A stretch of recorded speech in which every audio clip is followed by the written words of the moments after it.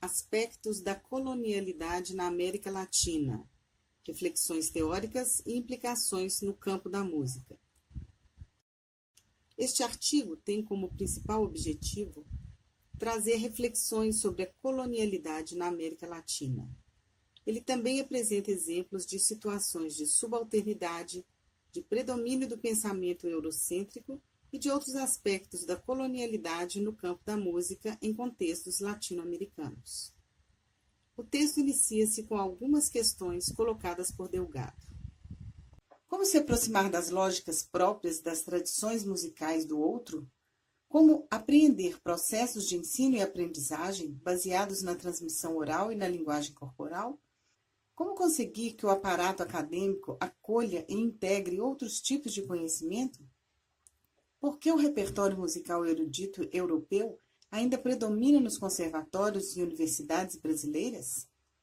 Por que as culturas dos povos latino-americanos são consideradas menores perante a europeia?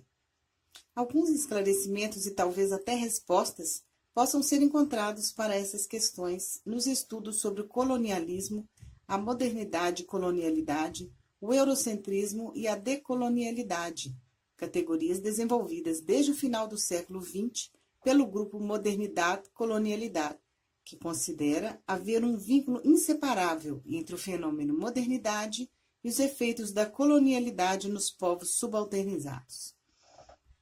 Colonialismo e colonialidade são conceitos distintos. Colonialismo refere-se a uma relação política e econômica na qual um povo ou nação exerce a soberania sobre outra, constituindo-se em um império.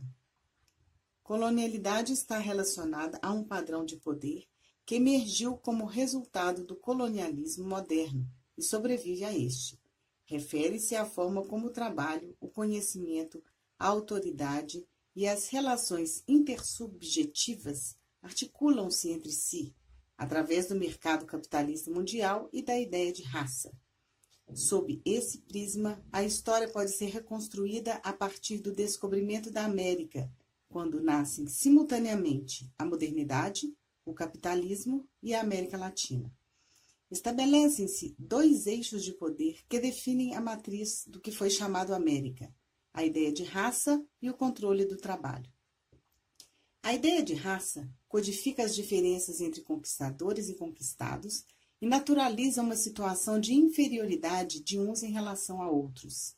As novas identidades criadas, europeu, branco, índio, negro, mestiço, estabeleceram uma relação vertical entre os sujeitos.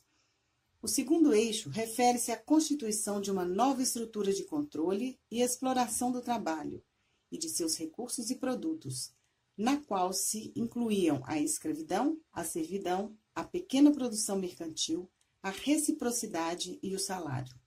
Surge deste modo a diferença colonial, que emerge do conceito de raça, criada no século XVI para classificar a população mundial e definir a divisão do trabalho.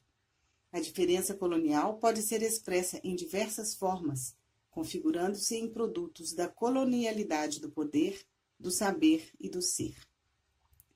A colonialidade do poder não só classifica aos seres humanos em escala de inferior a superior, de acordo com sua raça, mas ordena os conhecimentos e as maneiras de saber daqueles a quem classifica. Desta maneira, o conhecimento que produz o homem branco é geralmente qualificado como científico, objetivo e racional, enquanto aquele produzido por homens de cor ou mulheres é mágico, subjetivo e irracional. A colonialidade do saber relaciona-se com a epistemologia e as atividades de produção de conhecimento, visando a reprodução de regimes de pensamento coloniais. A colonialidade do ser vem responder às perguntas sobre os efeitos da colonialidade nas experiências vividas e de seu impacto na linguagem, não só na mente dos sujeitos subalternos. Eurocentrismo. O descobrimento da América em 1492 permitiu que a Europa se convertesse no centro do mundo. Daí surge o eurocentrismo de uma cultura que pretendeu constituir-se uma matriz e ser universalizada. O conjunto de práticas e valores dessa matriz será conhecido como eurocentrismo, palavra-chave que designa um modelo civilizatório que se impôs ao resto das civilizações nos planos material e filosófico, e como práticas em conformidade com as hierarquias de privilégio do homem heterossexual, branco, patriarcal, cristão, militar, capitalista, europeu. Algumas situações que evidenciam as relações de poder e subalternidade nas práticas musicais e no ensino de música serão apresentadas a seguir. A evolução e o desenvolvimento do discurso sobre o bambuco colombiano de meados do século XIX a meados do século XX foi estudado por Carolina Delgado e ilustra o problema da inacessibilidade epistêmica dos saberes mestiços e sua relação conflitiva com o mundo acadêmico.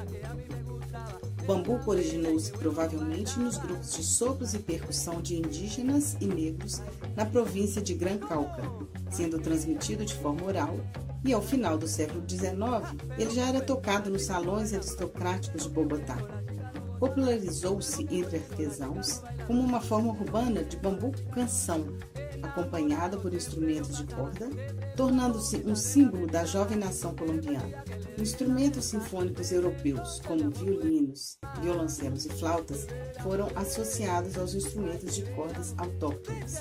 E a tradição oral passa para a tradição escrita, o que facilitou a difusão desta música local e possibilitou as primeiras gravações. Entretanto, algumas pessoas acreditavam a origem do bambuco a uma prática musical própria de escravos negros, e outros defendiam a origem espanhola do gênero, pois o bambuco só poderia tornar-se símbolo nacional se fosse totalmente europeizado, negando suas raízes nativas. Pretendeu-se purificar o bambuco para que ele pudesse representar um novo cidadão republicano, homem branco letrado, demonstrando-se a discriminação sobre a origem nativa do gênero e a desvalorização da cultura de negros indígenas. A prática do bambuco e outros gêneros musicais andinos encontrou oposições dentro do mundo musical acadêmico. Em 1905, o Conservatório Nacional adotou o modelo do Conservatório Francês, excluindo a prática de qualquer tipo de música não acadêmica dentro da instituição, como uma reação das classes superiores contra o avanço social das classes subordinadas e sua música. Outra controvérsia sobre o bambuco foi em relação à sua transcrição, pois ele não se encaixava bem dentro de nenhuma métrica, fazendo com que muitos o considerassem defeituoso. O ritmo do bambuco caracteriza-se pelo uso das 6 colcheias, comum a outros padrões rítmicos latino-americanos, que pode ser escrito nos compassos 3/4 ou 6/8. A dificuldade surgiu na coexistência dos dois sistemas de acentuação que se percebe quando os finais de frase e de articulação da melodia, que coincidem com os acentos do texto, raramente coincidem com os acentos do baixo e das mudanças harmônicas. O problema estava na tentativa de transcrever uma música tradicional oral dentro do sistema europeu de escrita musical.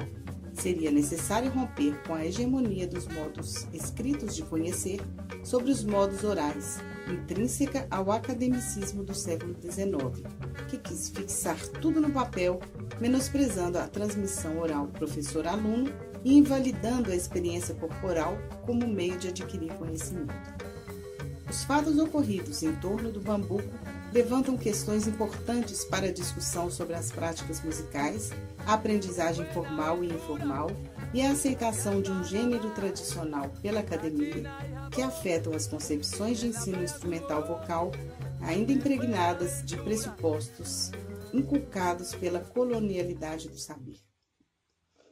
Tomando-se o Brasil como referência, podem-se destacar alguns fatos e características das práticas musicais e do ensino de música desde o período colonial que evidenciam o eurocentrismo e a colonialidade do saber. Quando o processo de colonização foi instaurado no Brasil, aqui já aconteciam práticas musicais sob formas ritualísticas de canto e dança vivenciadas pelos diversos povos ameríndios. Com a chegada dos jesuítas em 1549, começa-se a catequização dos indígenas, justamente no cenário religioso, é que se trouxeram as primeiras informações da tradição musical erudita europeia. Durante o século XVI, a Igreja foi responsável por toda a educação musical formal, desenvolvida por meio de práticas sistemáticas ao modo europeu. Já no século XVII, o ensino de música começou a atender a elite e ocorria nas residências, conservatórios ou escolas de música. Com a vinda da família real para o Brasil, houve uma expansão das atividades artísticas, a importação de músicos, a construção de teatros, sempre em função da música erudita europeia. As músicas dos negros e indígenas, além de serem consideradas menores e excluídas do ensino formal, foram proibidas de serem executadas publicamente em diversas circunstâncias, evidenciando-se mais uma vez aspectos inerentes à colonialidade do saber. Os conservatórios também exerceram um papel fundamental na reprodução da música europeia no Brasil. Havia não só a pretensão de se implantar aqui um ensino musical aos moldes europeus, como também uma crença de que este era o melhor e único modelo a ser seguido, reiterando-se a hegemonia cultural europeia. A tradição dos conservatórios foi levada a instituições de ensino superior, devido ao fato de grande parte dos cursos de bacharelado em música ter sido criada a partir da absorção de conservatórios por universidades. Cáceres denuncia o persistente predomínio do pensamento europeu sobre o ensino e as práticas musicais latino-americanas, visando despertar os sujeitos para a valorização da produção musical de seus países, ainda subalternizados. Pode-se perceber que o eurocentrismo influencia as práticas musicais e fundamenta as concepções de ensino musical, afetando tanto o conteúdo, ênfase no repertório europeu, desprestígio da produção musical local, e as estratégias pedagógicas, rigor técnico, foco no virtuosismo, quanto às relações sociais, distinções e hierarquias entre o músico erudito e o popular. Ainda hoje, ensino e práticas musicais encontram-se impregnados por concepções eurocêntricas, apesar de já se vislumbrar movimentos contrários a esse paradigma. O grupo Modernidade-Colonialidade acredita que é necessário encontrar novos conceitos e linguagens que deem conta das hierarquias de gênero, raça, classe, sexualidade e conhecimento consolidadas em todo o mundo, fora dos paradigmas atuais. A decolonialidade, então, é concebida como a abertura e a liberdade de pensamento e de formas de vida outras, a limpeza da colonialidade do ser e do saber, o rompimento da retórica da modernidade e de seu imaginário imperial articulado com a retórica da democracia. Na perspectiva decolonial, a cultura está sempre entrelaçada e não derivada aos processos da economia política.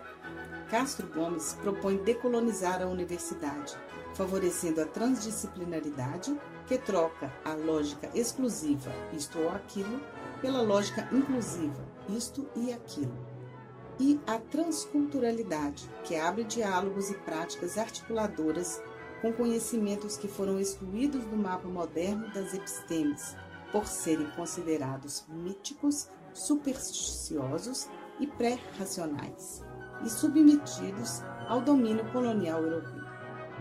Para Mignolo, pensar a partir da fronteira significa refletir e construir a partir da consciência de nossa posição intermediária entre o eurocentrismo acadêmico e as culturas tradicionais ou populares. Portanto, há pela frente os desafios de reinterpretar-se a história para encontrar a colonialidade subjacente e conseguir que a crítica à diferença colonial vá além da dimensão política, comece a afetar realmente a maneira como as escolas de música se enfrentam com a pesquisa e o ensino de músicas não acadêmicas. Torna-se imprescindível a mudança de paradigmas, a partir da conscientização das implicações que a modernidade trouxe para a constituição da identidade dos sujeitos latino-americanos.